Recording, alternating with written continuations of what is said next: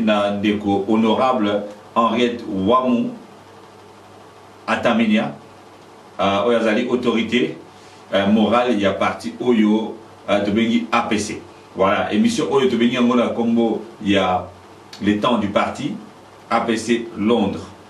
Et là mon collègue tout rappeler biso d'abord oyazali adhésion moment oyo oyazali en tout cas crucial pour Nandeko Yo, nous avons la Nangai, vous en avez Londres, vous en avez Angleterre, partout dans la province. En tout cas, vous hésitez à contacter à 074 38 11 45 46. Je répète encore. Numéro Nangai à Laika, à l'Angleterre, 074 38 11 45 46. Et sur le numéro de WhatsApp, au Sali 074 94 51 7570. Voilà, alors la deuxième point, la relevé là, si j'ai n'habitude à prédilection, les devoirs de l'élite congolaise. Les devoirs de l'élite congolaise, pourquoi? Parce que tout ça n'a devoir à ça. Tout ça m'a cambo et belé à Koluka pour tout résoudre. Bah difficulté oyo mboka na biso la mbopo to zoko ko redémarrer te kuto na loba to tika jamais ko démarrer mboka wana to boni makambo belé l'équipe par le passé na ko meka ko expliquer ngo tout à l'heure. Donc on a quatre les devoirs de l'élite congolaise to relevela o Italie les pragmatismes. Voilà, alors eloko liboso na lobi nazako sengandeko Oluka, au s'adhérer, Oluka fiche d'adhésion et puis au se procurer carte, il y a membre, il y a APC, parti où il y a sa opportunité, il y a sa idée, il y a utiliser intelligence de sagesse aux anamo, ma classe où il y a en Angleterre, où il y a en Mikili Poto, et ça en tout cas important parce que ce n'est pas pour rien. Notre président a fait sa au mot d'ordre et ça c'est que nous au Caribe avec rien non et ça que tu vas réfléchir tu vas penser aussi na koluka kozonga malembe koluka ya ko investir na bonne moyenne na biso parce que tu as vu que première richesse il y a mboka surtout ils allaient d'abord peuple oyo nzambati na kati ya mboka wala peuple voilà tout le monde peuple congolais d'abord ça dit gas toza ébélé sur le plan démographique tozali na bandeko ya mayele ébélé na kati ya Congo et puis na libanda ya Congo to bengi diaspora. Alors tout le monde depuis que mokile banda mutakoyi kobima akomi diaspora mais suka kozonga na mboka na ye to eza la Bible eza histoire ya mokili bandeko mingi babima na bamboka na bango place babotama place ba koko na bango mitolo na bango ekundama mais suka bazonga soki liweka ngiote siko kei suka kozonga yango les très important de naza ko lancer appel yo mtuzo la ndangai au fin na Londres au fin na Angleterre na Manchester na Birmingham on dit partout na UK en tout cas meka ko contacter na 074 38 11 45 46 ou bien à 074 94 51 7570 pour la WhatsApp. Donc les alliés très importants parti oyo ils ont représenté mon souci à progrès. Mon par rapport il y a sujet et après l'élection ou bien souci il y a APC les a que pour la restauration il y a état de droit na Katamboka na biso. Moni mona mboka camarade l'honorable Henriette Wamu azali obabengi mama sociale. Nga benga que femme dynamique. Azaro travailler d'arrache-pied pour que situation sociale est bonne na mboka na biso.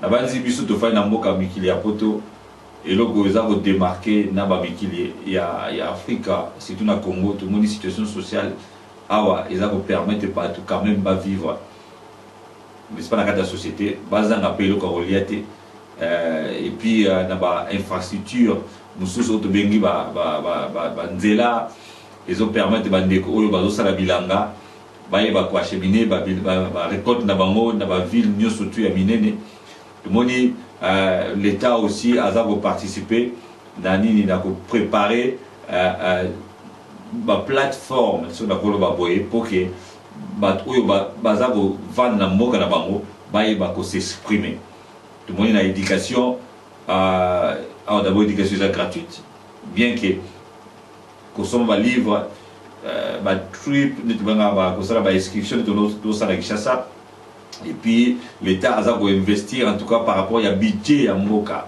pour que l'éducation za malade donc la mode na bandi to landaki même les plans d'action ya mokonzi mboka ndeko Félix Tshisekedi son excellence a travaillé ce qui nous surtout écrit madame en tout cas moi j'espère na septembre prochain na rentrée scolaire prochaine bana baye bakozonga kelasi oya mikie baza ezala ofele pour que et permettre en tout cas population mingi bana mingi en tout cas bakende na ba classe bazo éducation eza moteur de développement éducation ezali eloko oyo et ko permettre en tout cas ba oyo ba remplacer bisolobi bana wana baleti wana bazala pe na éducation malamu pour ba kokamba mboka voilà ngai personnellement participation na ngezali d'abord na ndenge grâce na basali na ndenge na tangi na mikili poto na créé obengi CIRED les centres d'intelligence interdisciplinaire pour la recherche et le développement du Congo voilà donc eza eloko ok tous na trois pôles ya prédilection to fan la mingi na oyo batali éducation l'éducation wana soit to participer na ba proposer ba réforme éducative to ko travailler les sous na nini ya mibale entité ya mibale na santé publique en tout cas ko travailler surtout ko participer na ba na santé publique ya mboka ou bien na ba département où ils allaient privé où ils osala que combattre na si ba ONG zebeli na mboka na biso pour combattre ba maladies endémiques entre autres tout ça na malaria et aussi fièvre typhoïde et voire même aussi le choléra donc ils ont biloko que ils ont parce que salité za mingi na ba mboka na biso ya Afrique et surtout na Congo na Kinshasa en l'occurrence sanité et l'équipe toujours déplorer un moment nous comprendre les tests qui c'est vrai bah qu'on dit bazawana bazar mona et baroza forcément initiative en tout cas il y a la poubelle wana et puis il y a quand même il y a redorer image ya on va par le passé qui label voilà et na troisième point tout travailler sur l'environnement alors il y a mon appel transition par rapport il y a ma campo de travailler biso na CIRED et ça il y a des projets munene il y a fondation marché de la ONG on a créé ils ont mboka Kinshasa donc ça fait partie de ma mission oyo ngana zo travailler ma part pour na koluka ko apporter une pierre na édifice au babengi mboka Congo mboka onza batini ngai na botami na kolikuna na yebi kila poto mena kozonga naza kozonga pe pona ko travailler pona mboka oyo ngai nzamba pesinga ya ona pela ndeko na lingi yo pozala na mayele oyo zanango na ba projet ozanango okoyiko le kanandela APC ocha ba idée na yo et nous surtout wana en tout cas et vous allez malamu pour que tout travailler ensemble. Voilà, alors la deuxième partie, il y a émission Oyo, les temps du parti, APC, Londres, et Zali en tout cas, Bengi, si j'ai un fan de la Momingi, et Zali, les devoirs de l'élite congolaise. Les devoirs, ils allaient loco Oyo, aux Luka, pour résoudre un problème. D'abord, il faut qu'on identifie les problèmes. Il faut qu'on ait une interrogation, qu'on en a donné pour la solution. Et nous avons dit que l'élite, il y a Boania, il y a Maïe, les bateaux, ils vont raisonner, ils vont réfléchir. Dans tous les domaines, il y a vie, il y a Katia Moka Congo. Et ça, uniquement pour la Bissau Congolais. Les grands Congo, la République démocratique du Congo, tout ça, la devoir, l'Obiban, ils vont retourner à Bissau. Parce que oyo bazo tonga mboka na bango ailleurs bazaka lokola biso à la université tout temps pena bana ya mindele tout temps pena bande comme susu oyo ke lelo tous ba diplôme ya même qualité mais bango bazo comme ba livre baza ko sala ba projet oyo ke ba mboka na bango ezako bénéficier na bande comme susu pe ba uti mikili misusu ya Afrika ba mboka misusu ya Afrika tout temps na bango awa baza ko zonga pena ba mboka na bango baza ko progresser. Et pourquoi pas biso ba Congolais tozaka na mitu moko tozaka na cerveau moko tola maboko na makolo nzoto pe kaka yango na oyo bango pe baza nango mitu kaka moko. Alors ce qui bango bazo progresser biso pe to progresser ezaka te pour copier bango ezape pour biso pe to meka pe ko sala pe de façon que tout ça biso moko d'abord qui bon moto wana l'humanisme wana ni mape maela muninga ni mape projet muninga ni mape que opinion muninga ezala pe différent oyayo. C'est ça on a bengi les pragmatisme. Il y a devoir, il y a élite congolaise dans une émission oyo. Donc c'est très important que bon n'a pas que ça mututia tika au critiquer les critiques aussi parfois ils appellent malamu côté mususu mais oyo ngana zo senga de ma part tous la batu oyo to yeba ko tia ba idée na biso na misala tous la batu que yeba osala ba action pour que idée eza na mutu idée eza nanu ba palper à moté mais il faut qu'on matérialise en voilà. Donc c'est très important que vous la pragmatique na vie et surtout dans moment oyo c'est le moment où ils allaient très difficile dans mboka na biso à toyebi que Congo wana to matato kita et vous allez toujours convoité par les occidentaux, les multinationales, les États-Unis, la Russie et aussi mboka et surtout la Chine.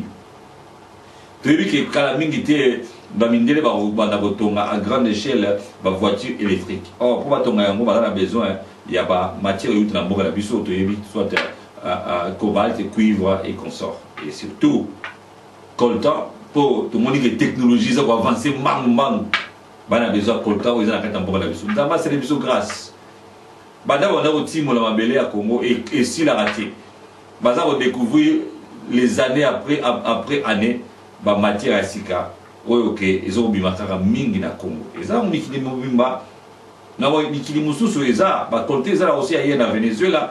Pétrole, ils ont ailleurs. Diamant, ils ont ailleurs. Or, ils ont ailleurs. La cassénerie, ils ont ailleurs. Mais tout le monde qui est na Congo, ils ont utilisé tellement que ma casse pour peuple na biso va bénéficier de moto. Ceux qui va tirer le pouvoir, le gouvernement ici, le peuple va bénéficier de moto, c'est ce que va foutre régulièrement les fonctionnaires, les policiers, les militaires. Et c'est comme ça aussi que les gens qui restent malamu, en tout cas, ils appellent le mot autorisé. Tout ça la négativité, tout ça la positif. Donc c'est comme ça. Mais belé bazeli Congo est bon. Belé bazeli changement côté na Congo, mais batiki mokili oyo peut aller na bango nzambe abate na bango sika bakei biso pe tous nous vivant les lobi pe to rolanda bango. Mais ba na biso ba otikala ba vous remplacer biso. Alors faut la pragmatique na vie. To yebelo oni to lingi na vie. To critiquer oui, mais to travailler pe.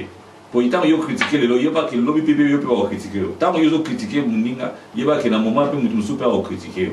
Mais eux, c'est important, tout il va tolérer. La tolérance, c'est une des valeurs. Il y a pas beaucoup de fois qui y a poto. Donc, il faut toute la tolérance, tout il va progresser dans la vie. Tout ça n'a pas projet, tout ça n'a pas objectif, tout ça n'a pas priorité à ça dans la vie. Parce que tout ça n'a pas dans mon kilo. Mon côté, il y a mon tanga boitamaki mutu moko te ayaki na bilamba tanga boitamaki et tant pour okufa ata okufi bate ata balati sur bilamba mais aussi okufi déjà. Donc alors on n'a pas besoin ya kozala négatif toujours et surtout que Congo on est amunene on est na lobby et kozala toujours convoité na ba voisin dans la 9 pays voisins. Tozala oyo ke misu ya mokili mobimeza toujours na Congo. Soki biso moto utiliser mayele na bisote. Ba pa ya ba na ka ko manipuler biso. Moutaouti Moussika a commis riche au bout de 2-3 ans. Mais on a pour tout fan dit 20 ans, 30 ans, 40 ans. Tant que tu as tant que tu as pas mal de Congo te tongate. Tant que tu as belé pas mal de sombate. Mais ça il n'est jamais trop tard dans la vie. Tout le monde par exemple va ministre belé à Mokile. Afin à travailler pendant des années et si tu as 45 à 50 ans, 60 ans voire même plus, à y recevoir sur le pan pour la toute première fois dans sa vie. Donc la vie est toujours ainsi faite. Donc grâce au Wana Nzamba ça pour la Moutounio surtout après Kozwa, Moutounio surtout à cause de la paix à richité. Donc c'est ça. Donc dans le milieu Likambu Oyo, Makambi parlait pour la émission les temps du parti APC Londres et rappelle d'abord il y a s'adhérer à parti APC Alliance pour le progrès du Congo et Kambami na honorable Henriette Wamu Ataminia Aza Yemogote Aza secrétaire général Tshisekedi wa Mulolo et puis na Oyazali responsable de la diaspora responsable de la diaspora de Bengue na Congo ya Genève Kalonji. Donc la PCI va monter une équipe mobile où ils ont travaillé en tout cas na Mboka ya Kinshasa et na deuxième point dans le Belaki Likamwitali les devoirs de l'élite congolaise. Tous les latés, tout le histoire et rattraper biso. Tu vois qu'il faut faire quelque chose. Pour les latés, tous les ragas biso autour kolobela pendant que bande kumususu bamboka mususu baza koloba. Tout le monde a l'Angleterre, likamba Brexit, ezako baza kolobela pendant plus de 2 ans, mais il n'empêche que l'infrastructure continue comme ça, n'empêche que le département soit fonctionner, n'empêche que la situation soit donc c'est ça. Tout ça a été dans la politique parce que tout le monde ne peut pas faire la politique. Tout le monde n'est pas politicien. Donc les gens qui vont chercher Bazali, les gens qui vont enseigner Bazali, les gens qui vont historien Bazali, les gens qui vont sportif, artiste Bazali. Donc dans le domaine de quelque chose pour que Mokonabiso et que les voilà, on a vu que le pragmatisme c'est le moment.